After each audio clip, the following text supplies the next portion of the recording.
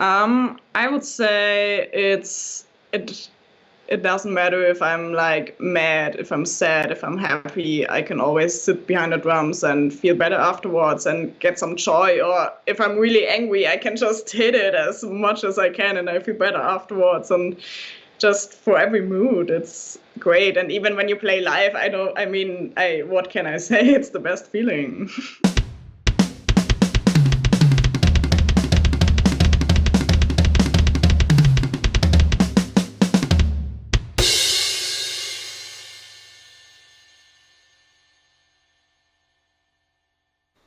Hey everyone, welcome back to the All Music Matters in That podcast. I'm your host, Brian. Joining me today is a special guest out of Germany, Vanessa Otzmann. How you doing? Hi, I'm fine. Thank you very much for having me. No worries. And I was trying to figure out because I actually stumbled upon your channel and I actually watched a couple of your videos last night just to study a little bit more and see what you're into. And I actually saw a couple of your live performances too, and those were actually pretty sick. Cool. Thank you very much. Where were they at? Because they were actually your two recent videos, and I think one was in Switzerland, and then you did a couple in Germany. Hmm. I guess is this part of Oktoberfest and everything, or is this Yeah, it's a smaller Oktoberfest, I would say, and we're playing these gigs around the year. Now it's like the winter break, but it was really a pleasure. Switzerland was the second time I was really playing abroad, and it's pretty cool. that was sweet, man? I thought you guys were really having a blast too, and they had those big crowds too. And like I'm thinking, like this must be Oktoberfest, and then probably just winding down a little bit there. Yeah. But we are in November now, so unfortunately we gotta get over our hangovers and get back to going into the office and stuff like that, or I guess whatever profession you're into too. So, welcome to my podcast, and just want to get to know you a little bit more, both as a musician and an individual. So, got some questions here for you. You ready? Yes, I am. All right. So, let's start with the first one. Tell us a little bit about yourself. Who is Vanessa Otzmann? Well, I'm 23 now. I did first an apprenticeship to do a hotel management assistant because I wanted to do something with music before, but I wanted to have like a job I can go to if music doesn't work out. So I took this one, and afterwards I went to a music school to get better at drumming, and then I was also actually living 3 months abroad to work there, and now I'm currently working at the airport, and I'm like do it as a second job, the music stuff with the bands and some teaching. Ah, I see. And I guess, so how did you get into drumming? Was it just did you start with like the pots and pans and everything, or was it just something you just picked up one day from like school and stuff like that? Yeah, it was a bit funny because my brother, which is 5 years older, he wanted to start playing the guitar. And I was like, okay, now when he's allowed to play guitar and get to be teach, then I want to learn something too. And I was sitting in the car and I was like, okay, which instrument would I like to play? And then I was like, just listening, and I'm like, okay, drums is definitely coolest one. I want to learn that. And I was quite small at that time and young, and I was actually too young to get lessons, and they put me like in a preschool something where we were doing some percussion stuff, and afterwards they set me on the drum set and I got a small one to practice at home, and yeah, I just continue doing it and love it. I see. Yeah, and that's probably how it tends to start, but normally it's like pots and pans is like the first one, or it's like something you picked up in school. So, Mm. uh, so I guess I see your drum set back there, and I guess the wall I kind of recognize was in your one video, "Shut Up and Dance," because Yes, I can't tell you how many times I heard that song, to be that's honest. cool. But I guess walk us through it. What is it? It's my SJC Providence kit with a 22-inch bass drum, 16 by 16 floor tom, 7 by 10. And most of the time for my recordings, I'm playing with the SJC acrylic snare and my Siljan custom dark case. And this is what I'm playing most of the time when I'm like on tour with a band. On tour, I switched to my little busker kit, also from SJC, and play that. I see. So Yeah, it was pretty sweet too, and it uh, is. it was a shop and dance. I know I watched it last night, and I was trying to see it. It was pretty cool too. And do you mostly stick with like pop music, or do you experiment with like the rock kind of like Rammstein and like those kind of groups?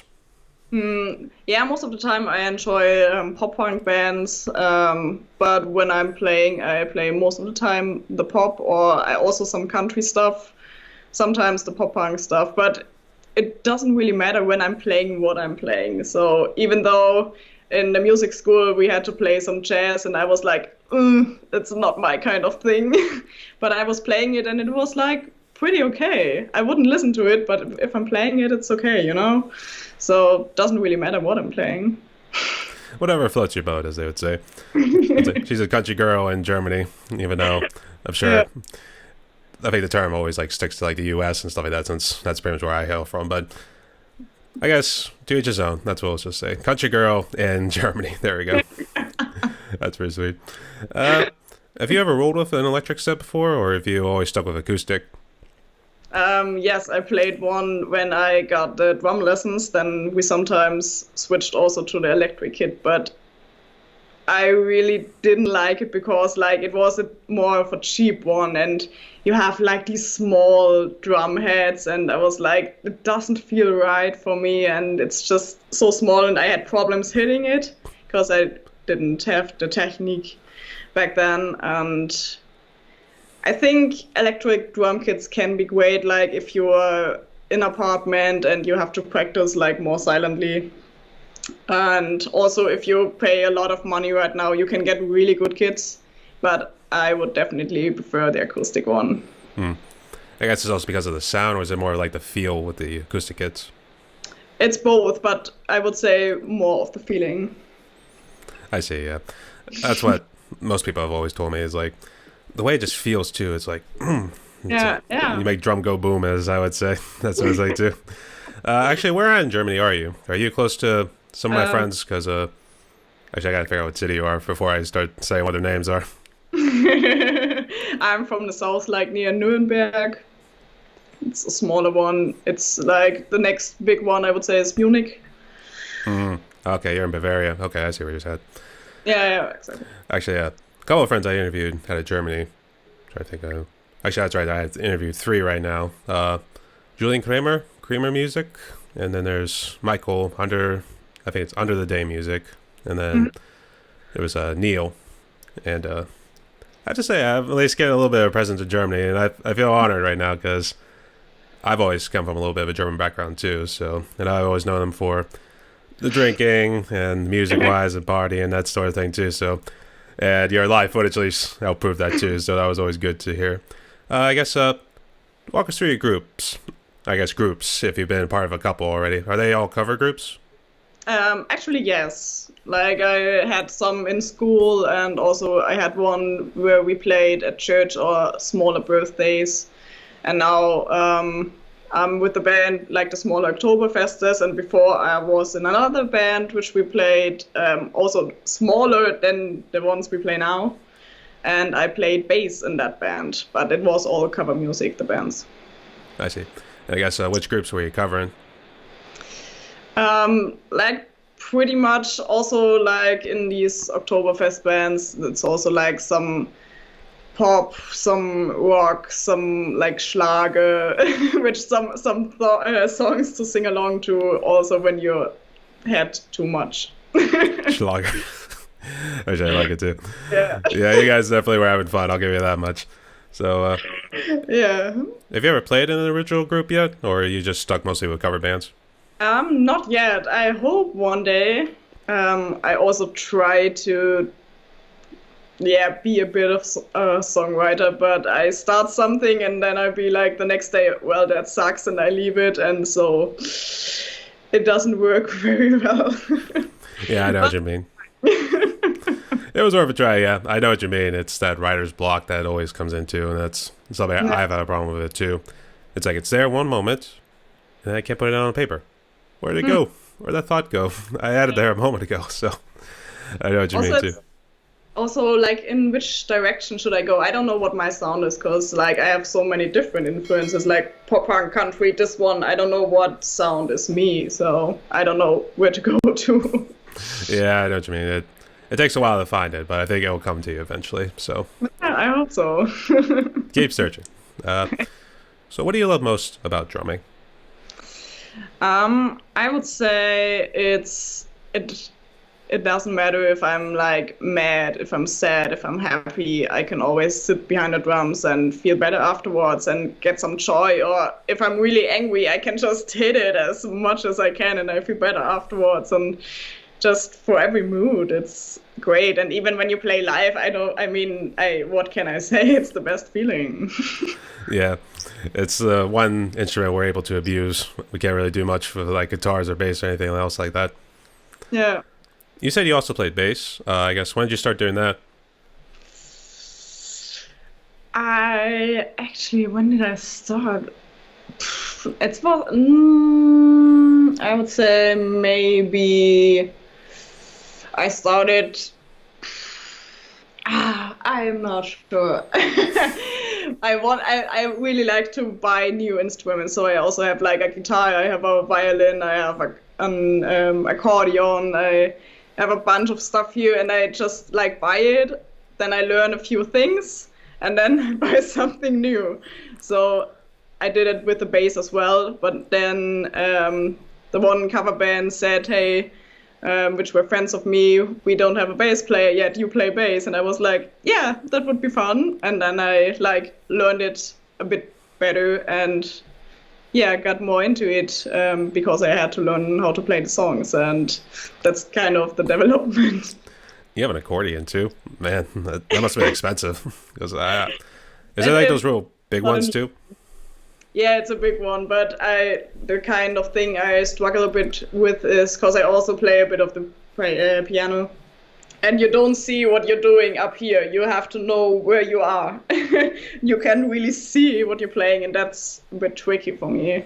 But it's cool.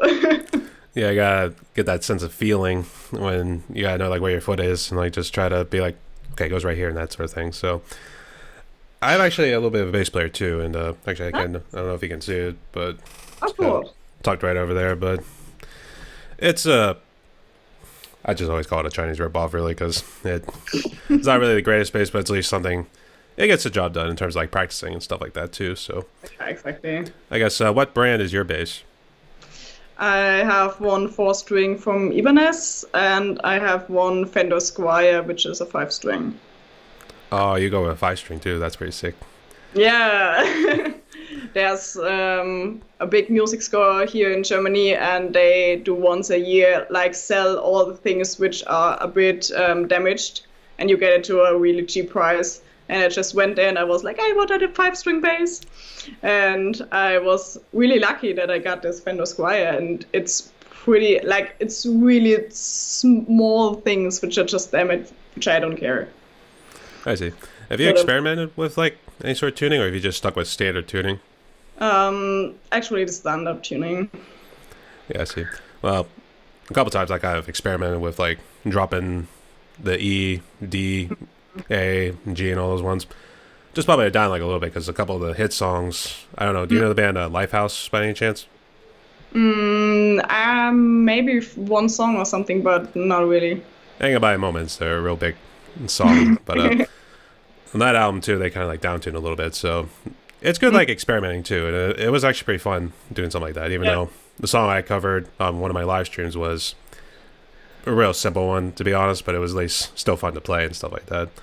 So I guess speaking of live streams, let's jump into your YouTube channel a little bit. I guess when did you start it, and I guess what do you hope to achieve with it? I think I started about 1.5 years ago or something, and it was always something in my head that I want to put out videos of me drumming, but I didn't have the courage to do it actually. And after COVID, I got like during COVID, I got a bit into these like how can I record and really do it. And also for the music school, we had to record a video and cut it, so I had to learn all of this. And then I had these finished videos, and I was like, okay, now is the time to start because now I know how to do it. I already have some content. And I was like, okay, now I'm gonna put videos up and I have to practice. And I just put it up even though I'm not 100% happy with it because I probably never will be. I see what you mean. Is there anything you hope to achieve with it, or are you just trying to see if you get a presence and then try to inspire other people to kind of follow your footsteps? I would say it's definitely inspiring people, but also a bit like a portfolio of myself. So when bands are looking for a drummer and they want to see some content, so I can say, hey, watch my YouTube page, just have a look at it if I could be the drummer you search for. So it's both. It's sort of more of a diary, maybe not so much a portfolio, but I guess I see what you mean too, because it's keeping track of like how your progress goes from in the beginning to like right now too. So I guess let's see. You kind of touched on COVID a little bit. I guess how bad did it impact you and your family?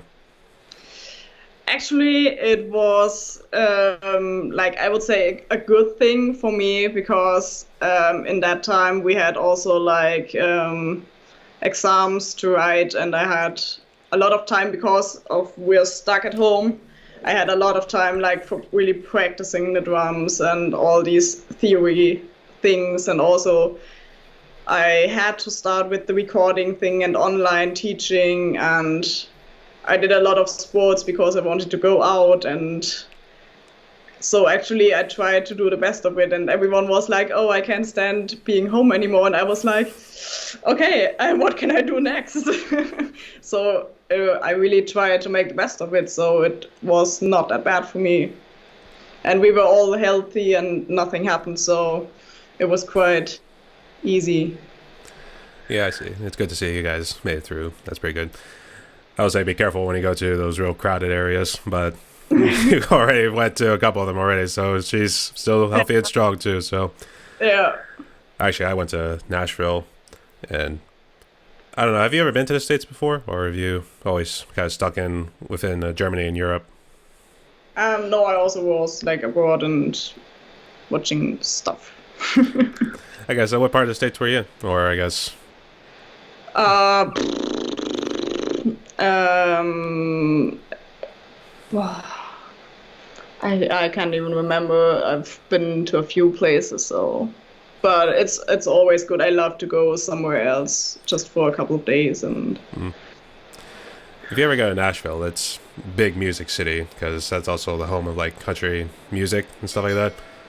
But every stretch down where like all the bars and everything are, there's just a band in like every single restaurant too. I mean, it was just packed to the bone with like all these bands, everybody, and just having a good time and stuff like too. oh, that's cool. I guess they do something similar in Germany on certain occasions, or is it like and whatever the holiday season calls for it? Yeah, I would say they do, but it's really depending because I'm living more on a countryside and nothing really happens here. But if you go into the bigger cities, you can find a lot of things there similar than that, but probably also smaller because it's a lot of smaller than like yeah, you know. Country girl, as I said earlier, she's out of the country, that sort of thing. I've actually always wanted to know what Oktoberfest was like because I think I've seen it in a show once, and obviously everybody's just having a great time and everything too, and just getting wasted on German beer, which I will admit, the German beer was the best beer I ever tasted in my entire life.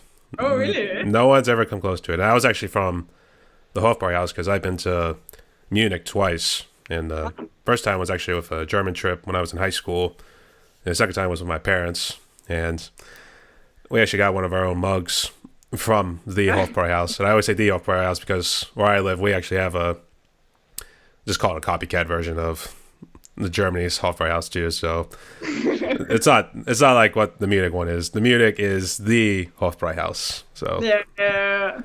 I Would you guess say German beer is strong? Because people keep on saying that, and I don't know, because I'm used to it, so I remember tasting it. It was really smooth, to be honest. That's it. nice. I would say that. And then I don't know if they're going like extra heavy, that sort of thing too. But I mean, I don't know. So I mean, when I tasted it, it was smooth, and it was the best beer I ever tasted. So I can't really Oh, complain. But amazing. we'll get to the drinks a little bit more. But I guess this one I forgot to ask. What brand are your sticks? Um, I play most of the time the Big Firth 5A, but I'm kind of on the search for the perfect fit for me right now, so I'm a bit switching between them and also like some Zilch, and I also discovered that I like sometimes, but not all the time, like if they are a little bit longer. So I haven't found the right one yet, and I'm switching a little bit, but most of the time it's the Big Firth one. I see. Yeah, I roll Victor too, but mine was more like if it felt good, I was able to move around and do everything else. Then it was the right stick for me too. Is that kind of the same way you think too? Yeah, yeah, yeah, I would say. I want something which I can play like everything with and getting fast songs and also getting the best sound of it. And so I just want to try a little bit, and then, I mean, I have time and I can try out. I don't have to get with this one forever. I guess have you experimented with like any other genres of music, or have you just kind of stuck with the pop and punk rock and stuff like that? Yeah, most of the time. Have you ever thought about maybe expanding a little bit, maybe playing the faster ones, or just kind of stick to where you're at? Yeah, I would like to, but it's the songs that I listen most of the time to. So I just be like listening in my car, getting to some playlists, and I be like, okay, I like to play this song, and then I go home. So it's yeah, I would like to do more of a funky stuff as well, but then I would have to go and listen to it first, and that's like this small step I have to go, and which keeps me away from it a little bit. You know, it literally just occurred to me now. Would you actually do Fall Out Boy's Dance Dance if you wanted to? Ooh, yeah, it's on my list someday. I actually do But remember that one was pretty cool. like, We now move it to the top of the list. How about that? We move it up to the top of the list now. yeah, I should. It's a cool song. I love it. It's actually been a while since I listened to it, but knowing the music that I saw you playing last night, I would say like that would actually fit. That would actually be a good one to do. So, Yeah, I think I have to give it that thought to make it sooner. all right. So I guess go back to your YouTube channel. I guess what are your goals and plans for this year and beyond? Yeah, I would like to improve my videos. Like when I started, like from the sound, because I don't really know exactly what I'm doing. I just be like, okay, this one, this one, this one. Doesn't work. Okay, but I don't have the knowledge behind it, so I would like to go and learn more about that to improve it. And like with the studio, my parents, me, and some friends, we managed to get all this new one, so I don't have the curtain anymore. I can save time, and it always looks good. And I have my camera at the same positions and make it a lot easier. And I just want to improve like my sound, my playing, and my videos itself. I see. And I guess so. What sort of gear are you using back there? Because I'm seeing, I recognize the Amazon stands, so I've utilized those a couple times. So I guess what microphones and I guess what sort of cameras do you use? Yeah, it's the Zoom 4K QNs I use. I could record also with the sound of that. It's pretty good. I do it also for my live videos. It's the sound of the camera actually, which is pretty cool. But I use the sound of my microphones, and I just got new ones, which are the Shure PGA Drum Kit 7, which was just a set. and it works pretty well right now. And I have the Zoom L-Track, no, L12 Live Track, that's how it's called, to do like a bit mixing, and that's pretty much it. Yeah, I noticed you also, just from the one video I was looking at, just in terms of your drum covers, do you always use just 2 angles, or do you try to mix it up at times, try to do like 3, maybe 4, and stuff like that? No, I actually do just the 2 angles, because if I would do like another one, I would have, I think I would have to buy another one of these Zoom cameras because before in the early videos I had 2 different camera types, and I always, you can see like the difference of the cameras. The one is like darker, the one is lighter, and sometimes it was hard to cut it because I don't know what went wrong, but the one was faster and the one was slower. There was something with the setting I did not happen to manage, so right now I'm really happy it works for me. Yeah, like I said before, whatever floats your boat, and then to each his own too, so it's all good. They actually turn out really nice too, so it would be nice to see your knowledge improve with the audio too, so best of I luck hope there. So, who do you consider has been your biggest influences? I would say one of the biggest influence was like Trey Cool from Green Day. He's just a machine. And also when I started to watch drum videos, I was looking for Casey Cooper and Christina Schiano, which is also a SJC player.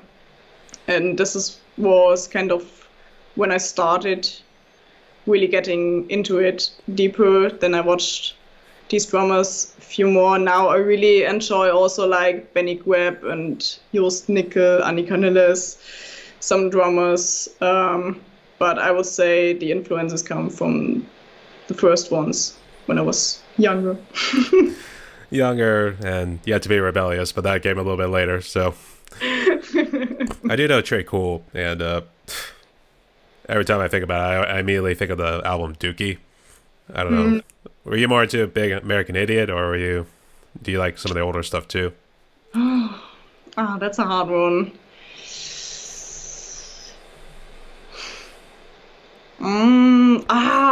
It's so how can you decide?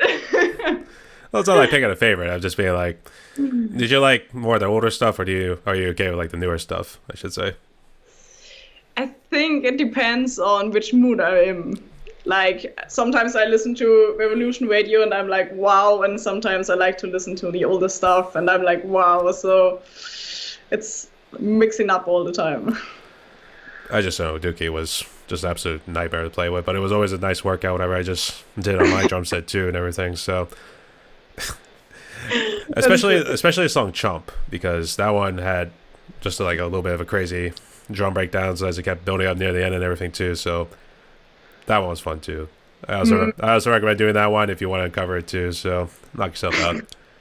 But I guess walk us through how you do a drum cover. I guess after you pick the song, what's next steps, and then kind of get into like editing and everything else before you upload it.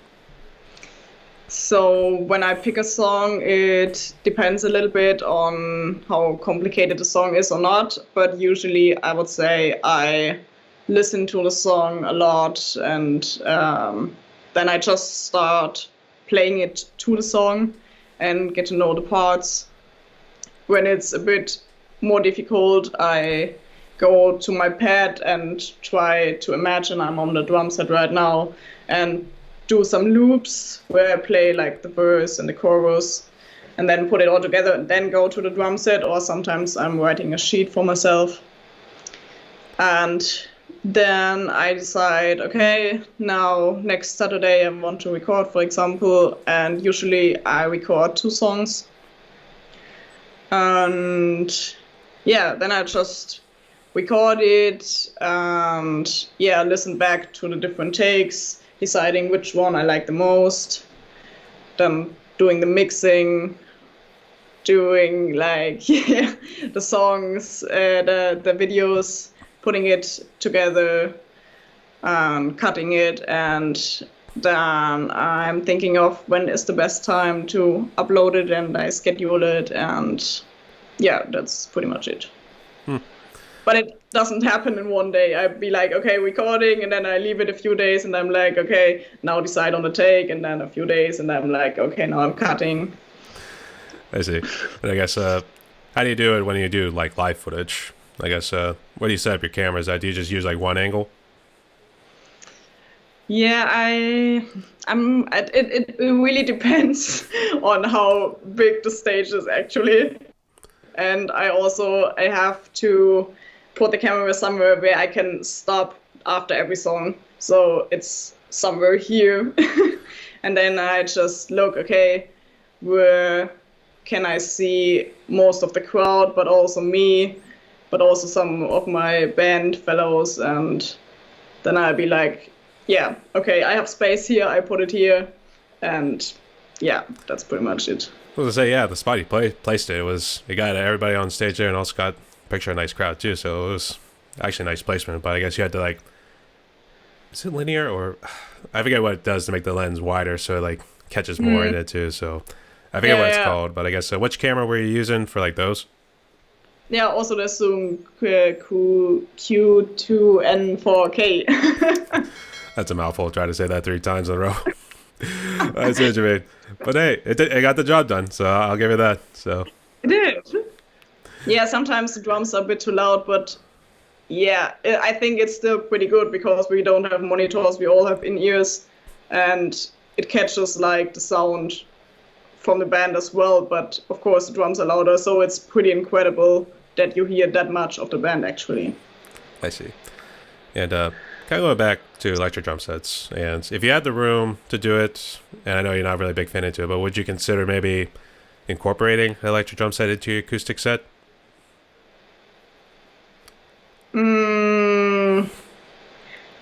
Yeah, I would say I could imagine also getting an electric drum set, and you can do a lot of more stuff then and combine it. That's pretty cool. But I think, yeah, I would, for example, before I buy an electric kit, I would like go, for example, with a new set of cymbals, or there's a few things to come before I would do this. But yeah, I could imagine doing it. It's just more, I guess, to make it better like EDM, so to speak, so you don't have to like worry about changing anything on your acoustic set and everything. So I just thought I'd give you a chance to expand your sound and stuff like that too. And I always tend to say like Neil Peart because I always do the drum. I always reference him whenever it comes like stuff like that because he was known for like what's called the satellite set, where it's like drum sets like all around you and stuff like that, and like you're just able to move around and like chimes or whatever sort of percussion he's got like here and there. So I always like to ask because I'm curious if people have like certain aspirations to do something like that. So as a way of like expanding its sound or like trying something new. So, but like I said, it'll be a while before you actually get to that point. So we'll have to see eventually. So yeah, maybe one day we'll see. all right. So let's jump into some fun questions here. All right. What's your favorite drink? Let's start. Have you tasted alcohol yet? Yes. All right. I guess which one's your favorite drink? I would say I really like cocktails, but right now I would say it's gin tonic. Oh my gosh, you're a gin drinker too. My dad is such a gin drinker too. Oh my gosh. When we were in Nashville, that was very much all he was drinking the whole time. He was just chugging away at those gins too. So I mean, you two would get along. There we go. That'd be something. That's great. All right, and then now an alcoholic beverage. I would probably go with some. What would I pick? I would say most of the time it's like a Coke kind of thing. You can go with Coke or Dr. Pepper, those kind of ones. Yeah, Coke. I love Coke too. I guess, speaking of which, do they mostly serve that in Germany, or do they alternate with Coke and Pepsi products? Yeah, most of the time it's like Pepsi, Afri, Coke. I do we have Dr. Pepper? I think I'm not sure actually. No Dr. Pepper. Come on, man.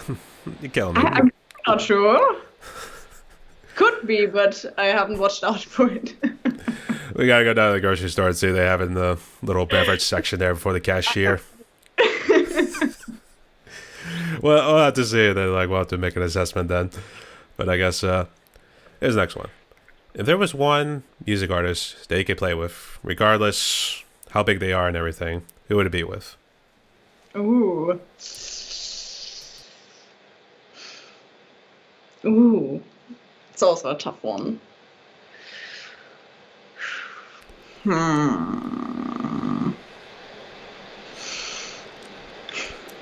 So many names, so little time. It's really hard to pick. Like, um, yeah, but some of them, I don't know. It's really hard because if I be like, okay, maybe I should pick like a band or drummer I could tour with to learn a lot of from the drummer. Then I would go for example, Simply. example. Alright. um, for example, with Jan Delay because of the drummer, but probably the most fun would be a pop punk band. So maybe I would go with, let's say, Sleeping with Sirens. Oh, sweet. I think that would be a lot of fun. I would have thought of them more as like a alternative kind of music too. Maybe Yeah, that's true, but doesn't matter. they incorporate some pop elements here and there, that sort of thing. But I guess mostly in the keyboard work too. So I see what you mean too. All right, that's pretty good. And I think I noticed too, was acceptably earlier when we were trying to talk there. I noticed my English has started to degrade too because of being locked inside for over 2 years right now. Do you notice that too? Yeah, could be. Yeah, actually, yeah, makes sense. Oh my gosh, we're losing the power to speak English. Oh no. That's why I gotta keep doing these talking things, man. It's the only thing helping my English maintain, that sort of thing. Yeah, that's good. That's good. Alright. So, here's the next one for you. Let's see. Was there ever a song that was too tough for you to play and you either gave up on or you came back later? That is actually one song right now. I tried to play 7 Days from Sting. I don't know if you know it.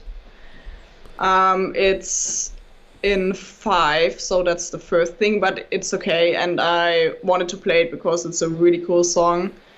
And I didn't have really a concept. I was not sitting behind the drums and playing the parts by themselves. I was just listening to the song playing, and I was like, okay, it doesn't work. And then I was like, okay, let's keep it away. I tried another time. I think it's too hard right now.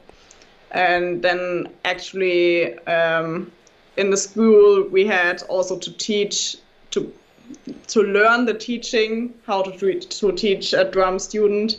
We had to pick a song, and my student there, she asked to play 7 Days from Sting, and I was like, oof, I can't even play it, but all right, I will teach you. And then I had to get really into the parts, and we just did like a bit of the verse and of the chorus. But then I had to proper learn it, so that was cool. But actually, I'm not able to play it now anymore. But I could have done it afterwards, but I didn't, so I guess I really have to do it. I've always heard of Sting, but I never really got into him. That's the ironic thing about it too. And I've always felt bad too because a friend of mine, Earl Bennett, he had interviewed Sting's drummer, who was this young kid who just had to come into the group because I guess they knew him real well. And unfortunately his name escapes me right now, so I'm now looking kind of like an idiot. But I was just picturing yourself too. It's like those cartoon moments, the sweat's dripping down. It's like, sure, I guess that sort of thing too. I guess speaking of cartoons, or I guess TV shows, what would you consider has been your favorite TV show?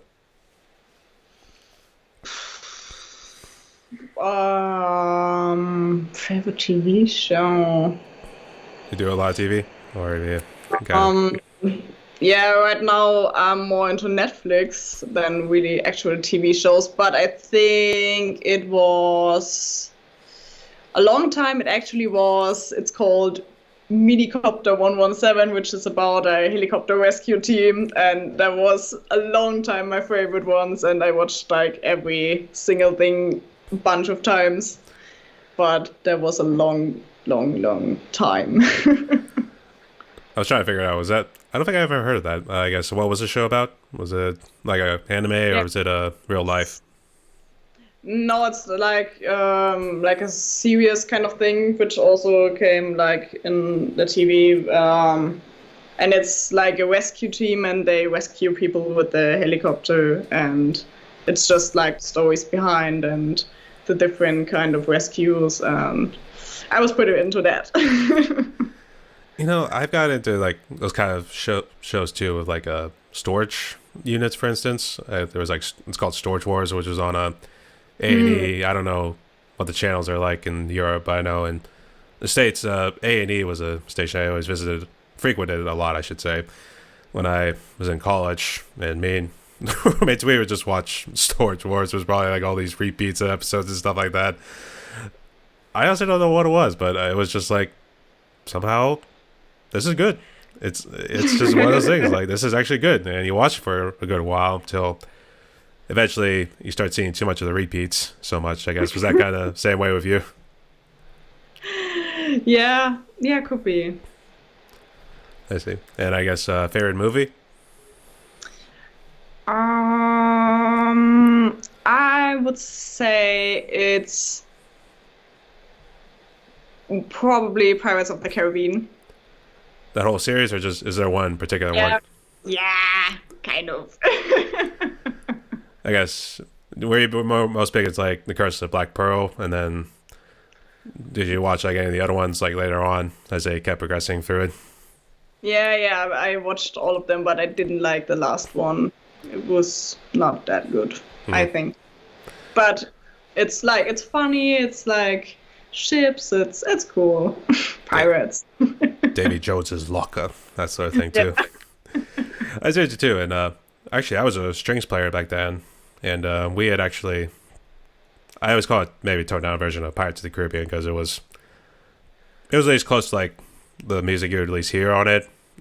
I don't know what I would say because in terms of like the sheet music and stuff like that, I would say it was probably close, but obviously it was like mushing songs all together, so to speak. Hmm. But it was actually one of my favorite times, and I have to admit that was pretty fun too. I kind of miss those days, but I was trying to think of something else. I know you mentioned you had the violin earlier. I guess have you tried anything on the violin yet?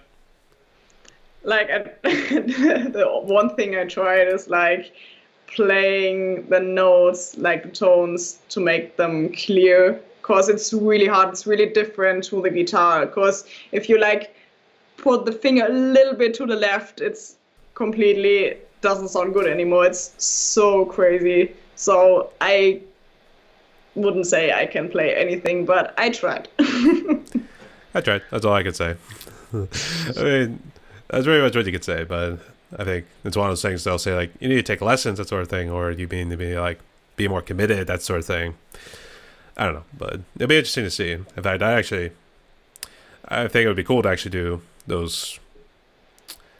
I don't know if you should call them collabs because it's still like the same person, but it's like you playing two separate instruments, if you know what I mean. Yeah.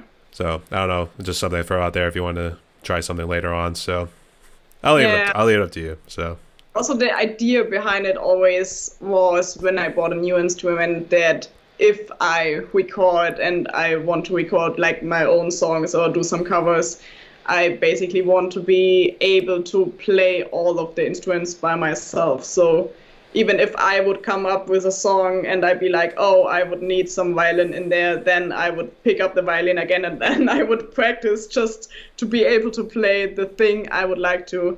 And it's just easier if you have everything at home to that moment. But yeah, I'm waiting for the moment. I see. I guess, do you have like a home studio kind of built up? Yeah, like yeah, a small one. But basically, could record everything I have. I see. I wish you best luck going forward. I guess wherever your project's taking next. So let's see. Two more for you. All right. Which drum cover have you loved the most that you played so far? Or at least, or maybe one that's like coming up and it's like you're super anticipating it. I would say my favorite one is actually All I Want for Christmas. Because it was so much fun to play it, and I just enjoyed doing all this different stuffs and being really free, and I just really enjoyed it. I think it's a great song, and it was a bunch of fun, and I really like the video itself. There's so many bands that cover all sorts of like Christmas songs. I guess which group was it from? Oh, what is it called? Is it from? Oh, I don't want to say anything wrong. Is it Mariah Carey? I'm also not sure. Like I said, there's, there's so many groups. I think if I like Carrie Underwood probably did like all sorts of Christmas songs too. So I mean, like you probably could be right, but I think we just have to search sooner or later to be like, oh, it was that group who did it. I will say the one I did. We Wish You a Merry Christmas. It was the Ventures. Yeah, Ventures. Okay, just making sure I remember the group. That was actually way back when I first started my channel, and that was celebrating Christmas time. So I figured, might as well try and like thank my audience for helping me get at least this far so far in my YouTube journey. So, have you always done like a Christmas song? I guess whenever Christmas comes around. Yeah, I think so. I need to pick one for the next one. I'm not sure yet, but I think I would make it like I plan to make it like every year to put out a Christmas song. I see. And or at least a month away. So let's see. I wish I could count the days right now, but like I just know when the 25th of November comes around, we're at least a month away from Christmas. So gotta get that Christmas list in. So all right. We won't spoil any Christmas gifts yet, but make sure you get your Christmas list in early to your parents so they can get you something there. So all right. What's currently your favorite song or one that you listen to a lot? I would say because I recently been to a gig of Simple Plan and Sum 41. So right now I listen to a lot of Sum 41, and I would say my favorite song is We're All to Blame from Sum 41 right now. Oh, really? Actually, I was thinking you were going to do the All Killer No Filler album, because that one I always felt like they were never able to like meet those expectations anymore from like how great that album was. So obviously you had like Fat Lip, which I actually did a collaboration with a good friend of mine, and In Too Deep. Let's see, I don't know if my back was going. I know a friend of mine really liked the song Heart Attack from that album. But then after that it was like it dropped off for me, so that was kind of unfortunate too. And then when me and a friend of mine kind of revisited to kind of see like where they were and everything, we just felt like this wasn't the same.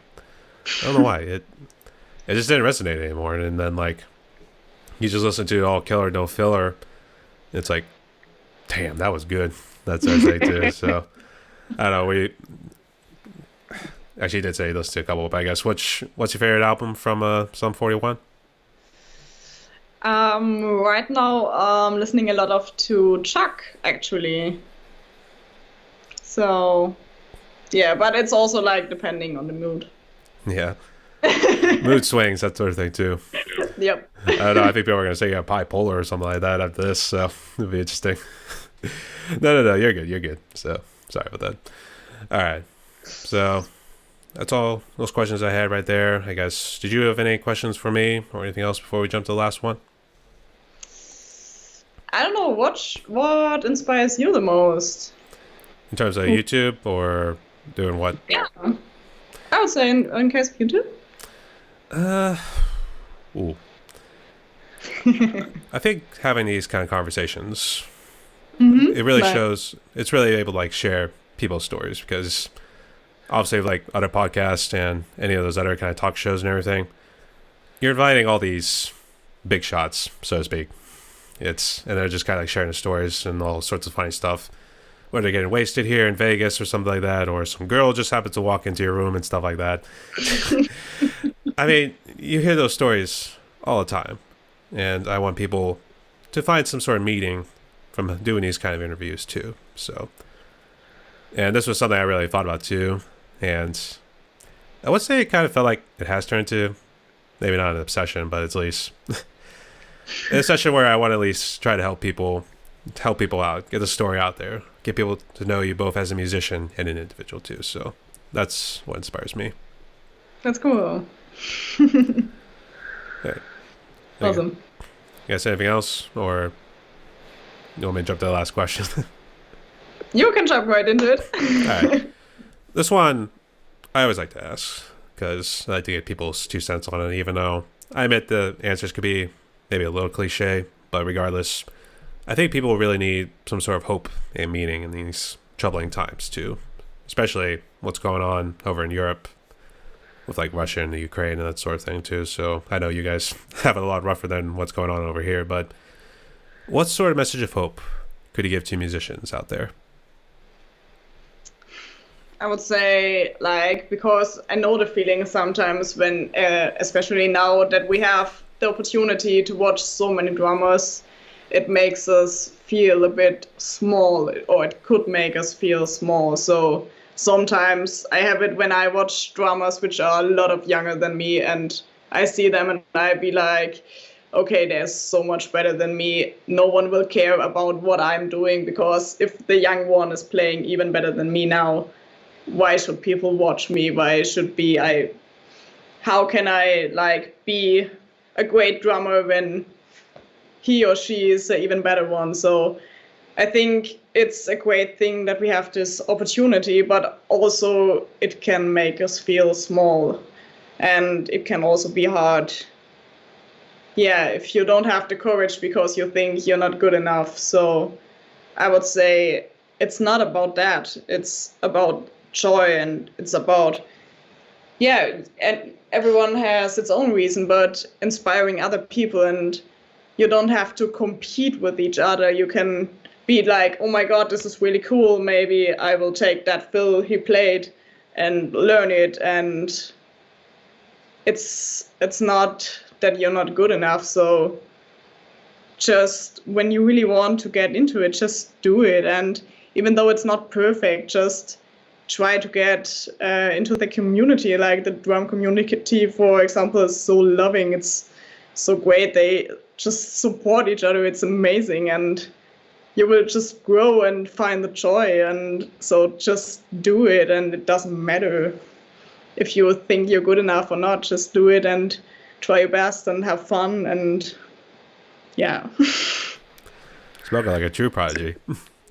And I did recognize a lot of the names in all your videos. Where I know Rock Invader, Mike Conway, all those guys too. So Yeah. you're in the right community. Everyone here is real chill and everything too. So it's good to have you along, Vanessa. Thank you very much. All right. So Vanessa, we reached the end of my podcast right here. Did you have any shout outs or any last words you want to say before we close? Yeah, I would say, of course, thanks to you for having me again. And just thanks to everyone who supports me, who watches my video, who supports other drummers and just spread love. And as I said, the drum community is awesome. I love all of the fellows. I appreciate every single one who's watching, who's leaving some nice words. It's great. Good to hear too. And all right, everyone. Today, I guess today was Vanessa Otzmann, hailing from Germany. Hello, Deutschland. That's what I'd say. Good to see. Awesome. Be nice to get more of you guys out of there too. So, all right, Vanessa, you take care right now. Stay safe. Yeah, Stay take tuned, care. y'all.